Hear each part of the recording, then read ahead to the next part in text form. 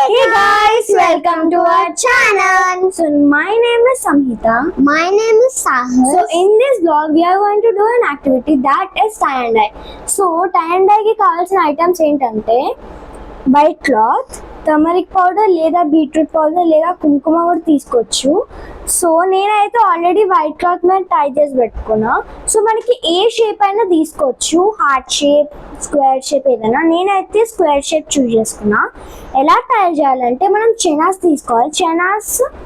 చెనాస్ థ్రెడ్తో టై చేయొచ్చు, లేకపోతే రబ్బర్ బ్యాండ్స్తో టై చేయొచ్చు. నేనైతే రబ్బర్ బ్యాండ్తో ఈజీగా ఉంటాను, నేను రబ్బర్ బ్యాండ్తో టై చేసుకున్నా. సో ఏం చేయాలంటే ఒక బౌల్లో ప్లెయిన్ వాటర్లో ఇది డిప్ చేసి స్క్వీజ్ చేయాలి. ఓకే, ఆ తర్వాత మనం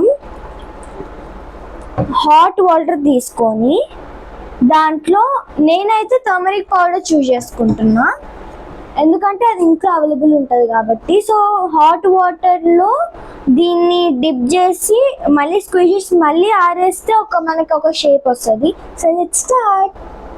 సో గాయస్ నేనైతే హాట్ వాటర్ పెట్టేసుకున్నా.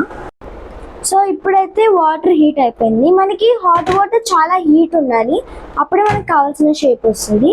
సో ఇప్పుడైతే నేను టర్మరిక్ పౌడర్ దీంట్లో వేస్తున్నా. సో నేనైతే టర్మరిక్ పౌడర్ చూస్ చేసుకున్నా. మీరు ఏదైనా చూస్ చేసుకోవచ్చు, బీట్రూట్ పౌడర్ లేకపోతే కుంకుమ. సో మనకి డార్క్ కలర్ రావాలి ఇలా, అప్పుడే మనకి షేప్ కరెక్ట్గా వస్తుంది.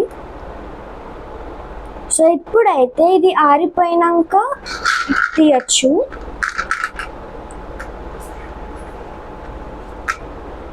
సో ఇప్పుడైతే తిప్పేద్దాం.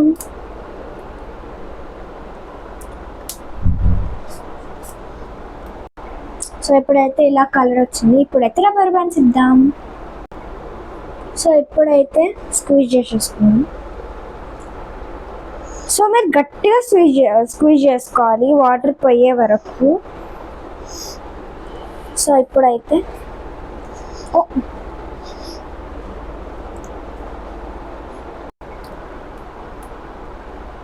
లాస్ట్